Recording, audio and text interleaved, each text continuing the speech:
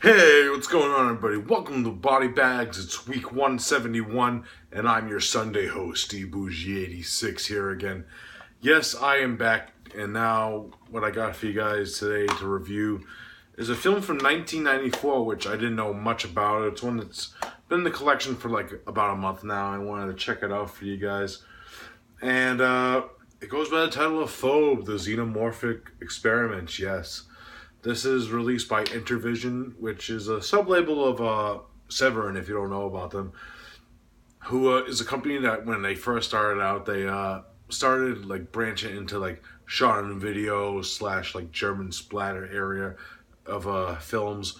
And then they did branch out a few with like the Bruno Mattei films and the Badger Game. Those are a few Intervision titles that weren't shot on video. And this is one of their newer releases, and it goes back to like their roots into the shot on video craze. This is also a Canadian film.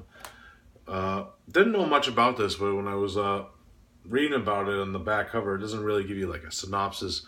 But this film was only made for $250 Canadian, which when I did the lump sum today, it would cost like $189 American. That's how it balances it out.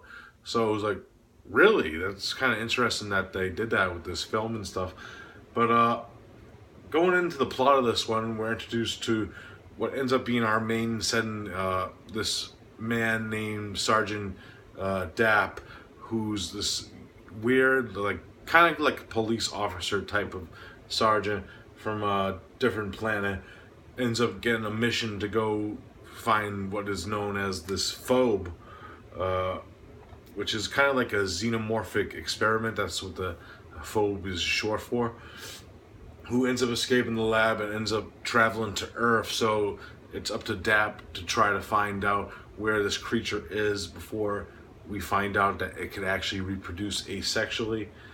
And he ends up running into Jennifer, who actually found the Phobe's egg, and it's up to them to try to decipher and stop the Phobe from reproducing more and also destroy its egg where it's in its pursuit. That's pretty much the main plot of this one.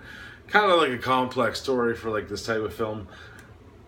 For the budget this had, this film has like a very in-depth scope of the way the story goes and stuff.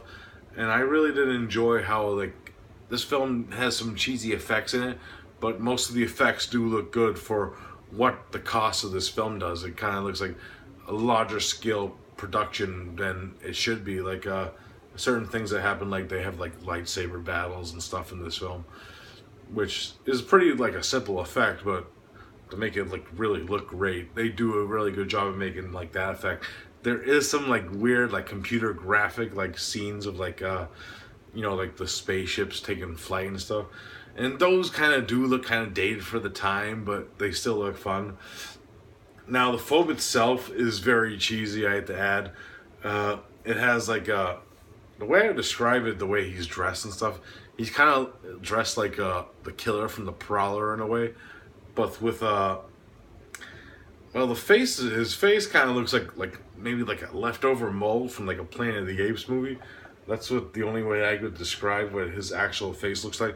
You don't really get to see his face till like the very end of the film. It's pretty much more like what's it called? He wears like this riot gear like helmet for most of the film. But very interesting low budget cast. The cast is what you're gonna get. It's like a lot of like friends and family of the people that made this film. And I actually do like the fucking the main like guy in this film, John Ribnick, who plays Dapp, Sergeant Dapp in the film. Very badass. He has like a mullet and stuff, and he wears like these weird like filmy like sunglasses throughout most of the film, which adds to the cheese factor. And we find out why he actually wears those glasses, and it has like another like little cool like cheaply done effect. It works for the film. This is a film project that kind of actually surprised me how much went into this for so little. And it's a very interesting way of the process of how this film was made. And even though it is like a low budget film and it has like a lot of cheesy aspects to it and stuff, I did enjoy that this film had a lot of heart, and you could tell like these people that went in and made this film, they had a lot of heart and made it the best of their abilities with what they had. So I boosted my rating up for this type of film. Of course, it's shot on video, and it's not going to be for everyone. Very low budget, minuscule. But I enjoy like a lot of these low budget indie like shot on video films, and this one really surprised me, especially with like the aspects of what they went through and the effects that went into it. That made it even more of a like a little surprise. So if I had to rate this one, it's getting a solid like 6 out of 10. It has a lot of replay value, and it's a very fun film with a lot of great like things that happen between it and in it, and a lot of cool special features on this release by Intervision. They had like director's commentary with the director Erica Benedictli, I believe that's how you pronounce her name. I could have butchered the hell out of that probably. Including it also has another feature film, which I actually haven't seen yet, called, or feature film debuted, Black in Black, and it has a very in-depth like documentary on the making of this film, which goes into like all the heart and goodness that I explained, like how to make like a film on a $250 budget. Really in-depth stuff. I really enjoyed this release by Intervision. Hope they release a lot more films like this, go back to their roots a little more. They've been releasing a few other indie films, but this is a hell of a cool release, so I do recommend it. 6 out of 10 awesomeness right here. Alright guys, that's it for this review. I hope you enjoyed it. I'll be back next week with another one, and as always guys, I'll see you then. Peace out.